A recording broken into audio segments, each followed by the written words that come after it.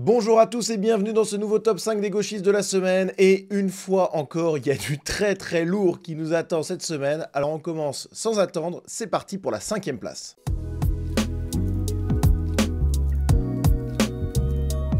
En 5e position, on retrouve Thomas Guénolé pour une séquence qui date d'un tout petit peu plus qu'une semaine. Mais je l'ai inclus dans ce top 5 des gauchistes de la semaine parce que c'est quand même assez exceptionnel. Il est sur le plateau de Touche pas à mon poste face à Cyril Hanouna et parce qu'il saoule tout le monde sur le plateau, Cyril Hanouna lui demande de la fermer, voilà. Ce qui ne plaît pas du tout à notre ami Thomas Guénolé. Regardez la séquence, elle est tout simplement exceptionnelle. La ferme. Non, pas bon, comme ça, pas bon. La ferme. Non, pas la ferme. Si, c'est la insupportable. ferme, vous êtes sûr? Oui, la ferme. Ok, salut. Merci, salut, merci, au revoir.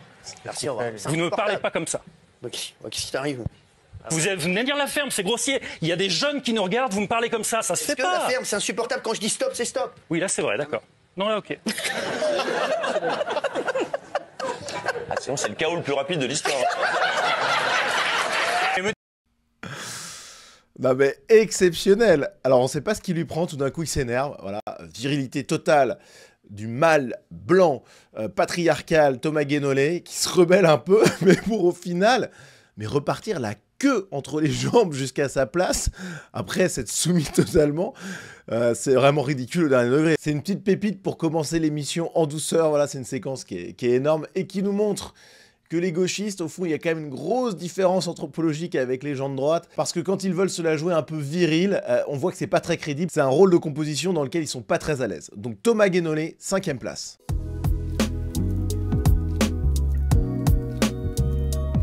En 4e position, on retrouve un député France Insoumise, Antoine Léaumont, lui aussi comme Thomas Guénolé, habitué de ce classement. On l'écoute, c'est un extrait d'une conférence diffusée sur sa chaîne YouTube il y a quelques jours. C'est parti. Moi, j'aime bien faire un test. Qui ici a, comme moi, un arrière-grand-parent, un grand-parent, un parent qui est d'origine étrangère? Allons-y, levez la main. Et ben voilà, la France, c'est ça. La France, c'est quand je pose la question, peu importe l'endroit où je pose la question, tout le monde lève la main. Et il se produit un truc assez rigolo, c'est que ceux qui n'ont pas levé la main, d'un seul coup, ils se sentent bizarres. Vous voyez? Donc là, on a une séquence qui est intéressante à analyser. Alors déjà, moi, je n'aurais pas levé la main dans cette salle, premièrement, parce que je n'ai pas d'ascendant, que je connaisse en tout cas, et puis il y a une généalogie qui est quand même bien fournie chez moi. Je n'ai pas d'ascendant étranger, voilà. Et je pense que c'est le cas encore d'une partie significative des Français, n'en déplaise à Antoine Léaumont et à tous les gauchistes de la France Insoumise qui veulent une France créolisée, voilà. Ils veulent que la France devienne le tiers-monde, c'est leur but ultime, et donc ils se réjouissent de voir qu'il y a de plus en plus de descendants d'étrangers en France. Donc déjà, première chose, j'aurais pas participé à cette séance un petit peu d'humiliation publique. Je crois que c'est un mot de Pierre Sautarel qui commentait cette vidéo. Effectivement, il y a quelque chose qui est de cet ordre-là. On stigmatise celui qui ne lève pas la main. Il le dit lui-même, ceux qui ne lèvent pas la main, ils se sentent toujours un peu bizarres. Bah oui, parce qu'ils se sentent en infériorité par rapport aux autres, parce que, pour un gauchiste, être 100% français autochtone, c'est le pire possible. Eux, ce qu'ils voudraient, c'est être descendants d'étrangers. Ils voudraient, eux aussi, être le symbole vivant de ce melting pot, de l'immigration extra-européenne, etc., etc. Donc, pour un gauchiste, finalement, être tristement autochtone, c'est le drame absolu. Alors, pour les gens normaux, c'est pas le cas. Être français autochtone, c'est pas être inférieur aux autres. Mais ce qui est marrant, c'est que, est-ce qu'ils feraient la même chose dans une tribu autochtone amazonienne ? Est-ce qu'il ferait la même chose dans une tribu africaine? Est-ce qu'il humilierait ceux qui font partie des peuples premiers, des peuples autochtones, des tribus qui ne se sont pas métissés? Bien évidemment que non.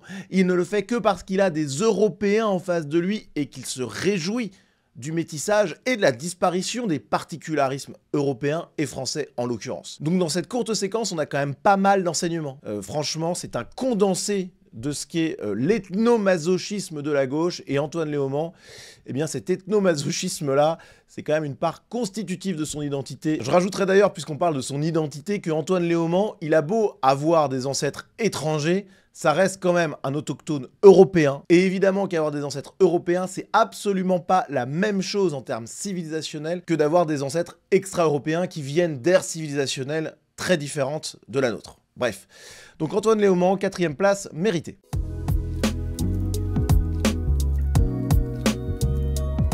En 3e position, les amis, on a une nouveauté Un nouvel entrant que je n'avais jamais vu auparavant, mais quelque chose me dit que ce petit jeune-là, il est promis à un avenir radieux dans ce classement s'il continue à intervenir dans les médias, parce que je peux vous dire que, franchement, ce qui nous sort là, c'est costaud. On l'écoute, c'est Rémi Soulet, un linguiste qui intervient sur RTL et qui nous fait l'apologie de la culture racaille et notamment du terme « wesh ». On l'écoute. Bon, j'imagine, Rémi Soulet, que vous êtes un amoureux de la langue française, on est d'accord ? Absolument. Bon. Et pourtant, vous nous dites, à nous, parents, grands-parents, profs, réjouissez-vous quand vous entendez vos enfants, vos petits-enfants, vos élèves dire « wesh ». On peut être amoureux de la langue française et aimer wesh. Enfin, je comprends pas bien le... C'est même le contraire qui serait plutôt compliqué, d'aimer la langue française et de refuser qu'elle évolue, puisque la variation, le principe de variation dans une langue, c'est un principe d'existence, en fait, c'est une condition d'existence.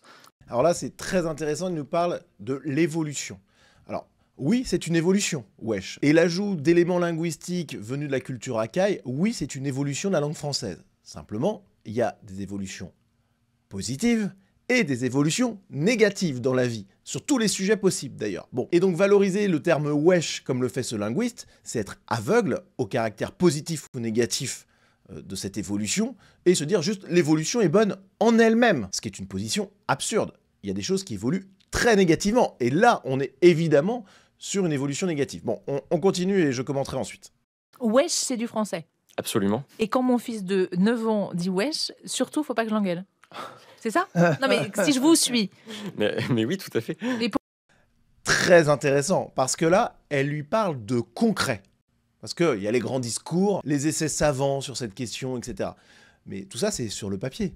Dans la réalité, si lui, il a des enfants, je suis pas certain qu'il ait des enfants, notre ami Rémi Soulet, évidemment qu'il va les reprendre. Donc là, quand elle lui pose la question du concret, il est gêné. Il rigole un peu bêtement, parce que en fait, il sait bien au fond de lui-même qu'il est un peu en train de défendre l'indéfendable et qu'il n'aimerait pas du tout que ses enfants parlent de cette manière. Donc notre ami Rémi Soulet, il est gêné, preuve que son discours est une posture. Alors il y a eu énormément de réactions sur les réseaux, c'est une vidéo qui a été très vue, plus d'1 million de fois, donc c'est assez énorme.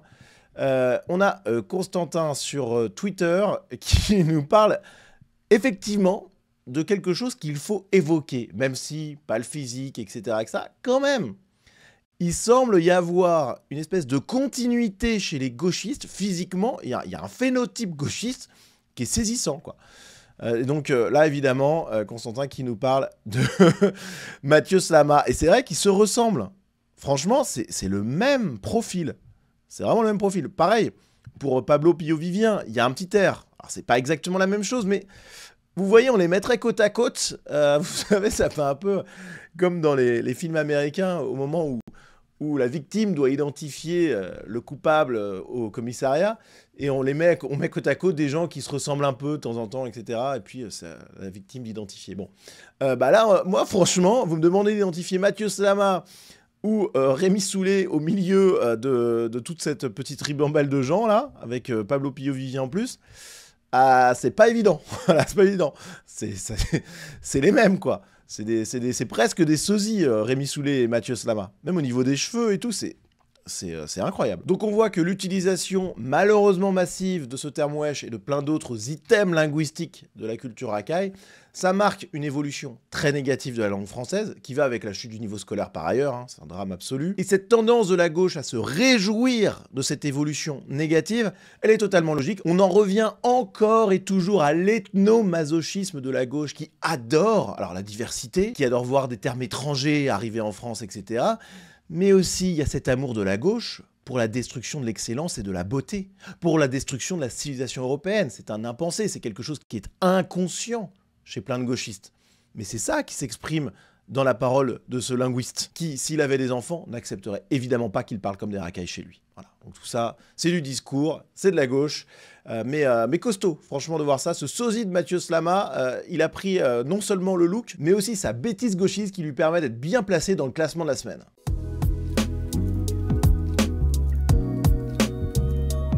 En deuxième position de ce top 5 des gauchistes de la semaine, on retrouve Sophie Binet, secrétaire générale de la CGT, qui est interrogée sur le déficit lié au système des retraites. Et voici sa piste d'économie, on l'écoute. Donc il y a un léger déficit auquel il faut répondre. Nous avons des propositions pour ce faire. La première de ces propositions, toute simple, que le patronat refuse d'examiner, c'est la question de l'égalité salariale. Il y avait ce 8 mars un nombre record de manifestants et de manifestantes dans la rue pour dire une chose toute simple, ça n'est plus possible que les femmes soient payées 25% de moins. Et si on payait les femmes autant que les hommes, eh bien ça résoudrait le déficit de nos régimes de retraite et ça permettrait de payer en partie la facture de l'abrogation. Pourquoi ? On est dans quelque chose qui est incroyable. Bon, déjà, elle nous dit que la principale, voire l'unique revendication des femmes qui manifestaient ce 8 mars, c'était l'égalité salariale. Bon, c'est évidemment pas du tout le cas. Je rappelle d'ailleurs que le collectif Némésis a manifesté le 8 mars. J'ai fait une vidéo sur la question, je vous invite à aller la voir. Et clairement, elle ne demandait pas l'égalité salariale. Mais surtout, le nœud du problème là-dedans, c'est que Sophie Binet, quand elle nous parle de cet écart salarial, etc., etc., on a un discours d'attardé mental ou de menteur patenté. Parce qu'il n'y a aucun doute sur la question. Ce qu'elle raconte est faux. Et ça a été débunké 10 000 fois.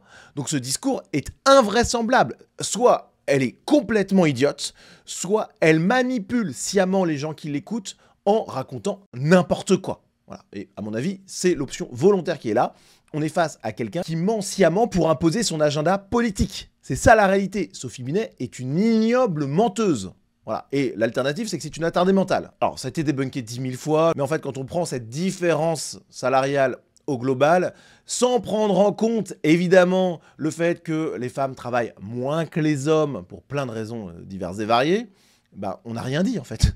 On est juste au niveau zéro de la pensée. Il faut évidemment comparer ce qui est comparable. Et on a une étude dont je mets ici un graphique et qui est aussi disponible sous cette forme. En fait, quand on compare la différence de salaire entre hommes et femmes au niveau global, avec le fait que les femmes travaillent moins, etc., etc., on se rend compte qu'effectivement, il y a un fossé qui est important. Alors, c'est pas 25%, mais c'est 17% en France. Mais quand on prend les mêmes emplois, d'accord? Eh bien là, l'écart salarial se réduit à 4%. Ensuite, quand on affine encore et qu'on va dans les mêmes emplois, dans les mêmes entreprises, eh bien l'écart tombe à 3%. Et enfin, quand on compare les mêmes emplois dans les mêmes entreprises avec les mêmes fonctions, les mêmes responsabilités, on passe sous la barre des 3% de différence. Donc ça n'a rien à voir avec le chiffre de 25% qui est brandi par des menteurs professionnels comme les Sophie Binet. C'est inqualifiable. Dans un monde normal, Sophie Binet serait obligée de s'excuser. Enfin, vous me direz, dans un monde normal, elle serait certainement pas à son poste. Mais c'est de la folie. Alors là, l'ARCOM, les lois anti-fake news, tout le monde s'en fout. Là, il y a le droit de raconter n'importe quoi sur cette question. C'est tout simplement sidérant. Voilà. Donc bravo à Sophie Binet, franchement c'est colossal. Mais autant je me marre souvent quand je fais ce top 5, là je vois tellement de malhonnêteté que bon, j'ai du mal à garder mon sang-froid. Ceci étant dit, c'est quand même une belle perf, donc bravo à elle.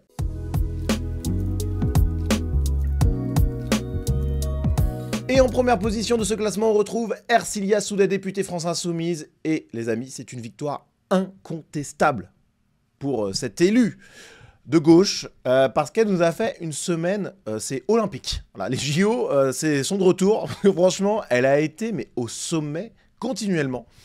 Donc j'ai plein de petites choses à vous dire sur ces derniers jours à Ercilia Soudet. Alors on commence avec une prise de parole féministe, bien entendu, Journée de la femme oblige. Écoutons-la, vous allez voir, c'est exceptionnel. Qu'on ait des formes ou non, qu'on fasse du 44 ou du 34, qu'on se maquille ou non, qu'on porte le voile ou non, qu'on porte une mini-jupe ou un pantalon, qu'on soit en talon ou en basket, qu'on se rase la chatte ou qu'on laisse pousser nos poils, et bien foutez-nous la paix. Ok, bah ça commence très fort, hein. Ercilia Soudet qui nous parle de sa pilosité intime, a priori, voilà. On n'avait pas besoin d'en savoir autant que ça. Ercilia, sur ce qui se passait de ton côté, on aurait préféré rester un petit peu pur. Notez quand même la vulgarité incroyable. Élue de la République, censée représenter la nation. En plus, elle parle avec son écharpe de député, hein. Donc, bon, franchement, c'est... Ouais, Ercilia, elle nous a fait une semaine, je vous dis, c'est colossal. Donc ça commençait quand même très très bien.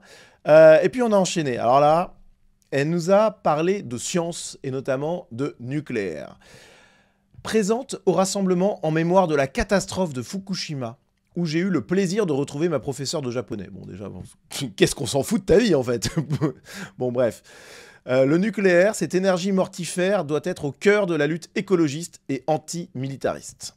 Alors, là, il y a quelque chose qu'il faut avoir en tête, c'est qu'Hersi Yasuda est une gauchiste. Donc, alors il y a un starter pack du gauchiste, c'est l'opposition au nucléaire, entre autres. Il y a plein d'autres choses, hein, mais ça c'est quelque chose qui est de base, quoi, chez les gauchistes. Il n'y a pas plus con, voilà, il n'y a pas plus con. Alors je pourrais vous expliquer ça en longueur pendant des heures et des heures, mais il se trouve que j'ai réalisé une vidéo à l'époque où je bossais chez TVL, les dessous de la science, nucléaire, éolien, solaire, danger et espoir, une vidéo que dont je vais vous mettre le lien en description.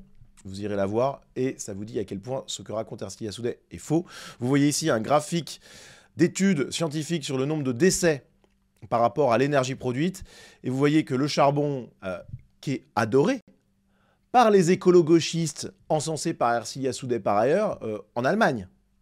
Voilà, les écolo-gauchistes qui ferment des centrales nucléaires en Allemagne et qui rouvrent des centrales à charbon, parce qu'il faut bien produire de l'énergie quand même, eh bien ils soutiennent une forme de production d'énergie qui, pour le coup, est mortifère, elle. Le nucléaire, c'est là, c'est tout au bout, c'est de l'autre côté du graphique, vous ne voyez même pas la barre, tout simplement parce que, contrairement à ce que raconte Hersi Yasuda, le nucléaire est une énergie très sûre. Maxime Amblard, qui est député Rassemblement National et ingénieur en physique nucléaire, s'il vous plaît, lui a d'ailleurs répondu, hein, sur tous les sujets, Hersi Yasuda est à côté de la plaque, oui, tout à fait.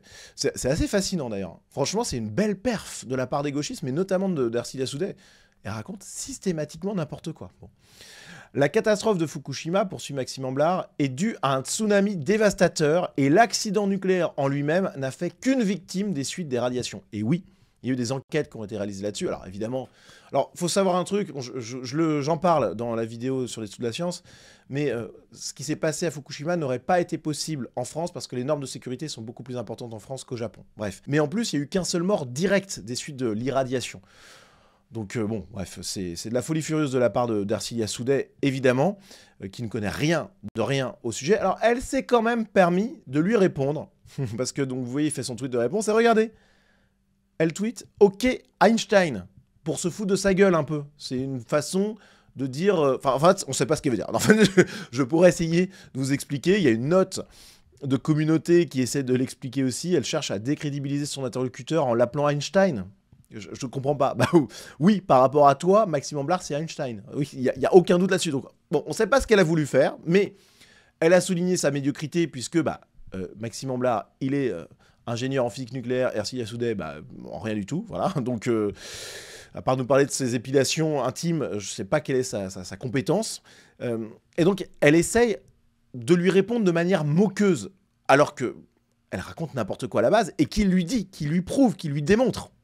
Donc c'est exceptionnel, la suffisance, l'arrogance de ces gauchistes, et notamment de cette gauchiste-là. C'est incroyable. Alors Hersi Yasuda, elle ne s'est pas arrêtée là, puisqu'elle a également évoqué la manifestation du 8 mars avec la présence du collectif Némésis, et Alice Cordier avait tweeté « Hersilia, Rima », donc Hersi Yasuda et Rima Hassan, on est là, parce que ces deux figures de la gauche LFI avaient beuglé contre la présence de Némésis.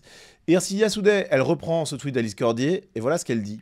En voilà une, donc Alice Cordier, qui pensait qu'on avait rendez-vous et qui n'a pas fait long feu dans la manif, comme prévu.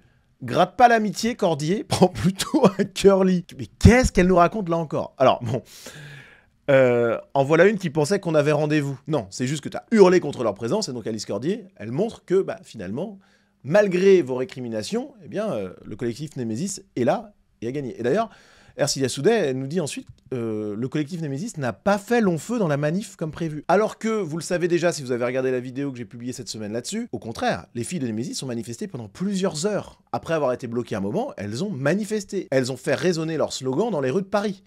Donc, en fait, c'est faux. Tout ce que raconte Hersi Yasuda est faux. Voilà, c'est vraiment spectaculaire. Puis ensuite, il y a ça, gratte pas l'amitié, Cordier, prends plutôt un curly, avec un petit emoji, je me mets du vernis sur les ongles. C'est quoi cette réplique de cours de récré? C'est ridicule au dernier degré. Enfin, je veux dire, c'est comme si en plus, Alice Cordier voulait gratter l'amitié. N'importe quoi. Alice Cordier te méprise, Hersilia. Et on est beaucoup, d'ailleurs, à te mépriser. Donc, qu'est-ce que tu racontes? On veut pas être pote avec toi, on se fout de ta gueule, en fait. Donc, bref, incroyable, cette Hersi Yasuda. Alors, elle Il faut dire que le 8 mars, elle était en folie, parce qu'évidemment c'était sa journée, mais la veille, elle avait une manifestation radicale, qui n'était pas la manifestation officielle, on va dire. C'est une manif qui était plus radicale que féministe, avec énormément de slogans pro-palestiniens et anti-israéliens, voilà. Et d'ailleurs, on a quelqu'un qui se présente sur Twitter comme de gauche républicaine, anti-Rassemblement National, etc., etc., qui publie un témoignage puisqu'il rentrait d'une pièce de théâtre dans laquelle il jouait, et puis il est tombé sur cette manif. Et voilà les slogans qu'il a relevés. À bas l'État, les flics et les fachos. Bon, à bas les flics, une élue de la République qui est en transe au milieu de ce cortège. La Palestine aux Palestiniens, Taya Taya Palestine, Intifada Intifada, donc des appels à l'intifada. Il y a eu des appels à l'intifada en plein Paris, dans cette manif, à laquelle se réjouit de participer Ercilia Soudeh. Vive la résistance palestinienne aussi, donc vive le Hamas finalement, hein, voilà. Et Ercilia Soudeh, elle était aux anges là-dedans. Et puis pour finir en beauté, voilà une intervention d'Ercilia Soudeh à l'Assemblée nationale, accrochez-vous. Moi, je m'interroge sincèrement sur l'intitulé même de notre débat, valoriser la France qui travaille. J'y perçois en effet un sous-entendu raciste qui me met mal à l'aise.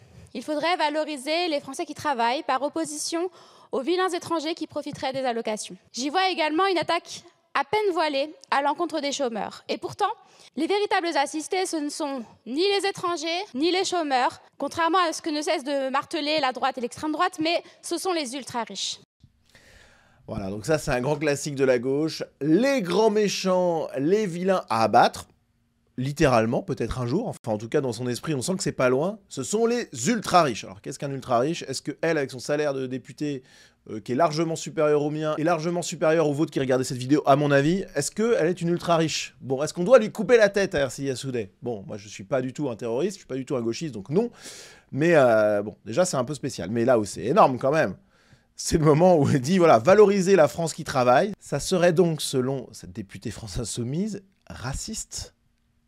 Parce que, du coup, seraient désignés les étrangers, finalement. Mais qu'est-ce qu'elle est en train de nous dire, là, Ercilia Soudeh? Que les étrangers sont des parasites qui vivent des cotisations des actifs autochtones? C'est ça qu'elle est en train de nous dire? C'est quand même un petit peu acrobatique, sa position. Ah là là, chère Ercilia Soudeh. Ça, c'est vraiment de la gauchiste de compétition. Je dois avouer que là, elle se place bien pour le titre de gauchiste de l'année, hein. Mathieu Slama, Thomas Guénolé, faites attention. Il y a Ercilia Soudeh qui déboule derrière vous. Je peux vous dire que vous allez la sentir passer, hein. Donc, non, exceptionnel, Ercilia Soudeh. Du début à la fin de cette semaine passée, elle a été impériale. Première place, plus que méritée pour cette championne. Voilà les amis, merci à vous d'avoir regardé cette vidéo jusqu'au bout. Si vous l'avez appréciée, si vous souhaitez soutenir mon travail, si vous voulez toujours plus de contenu avec toujours plus de qualité, eh bien vous pouvez rejoindre la communauté Sunrise. Vous avez le lien vers ma page Tipeee en description de cette vidéo. À partir de 5 € par mois, vous avez accès à des vidéos exclusives et à un groupe Telegram privé. Merci d'avance de votre soutien et à très vite.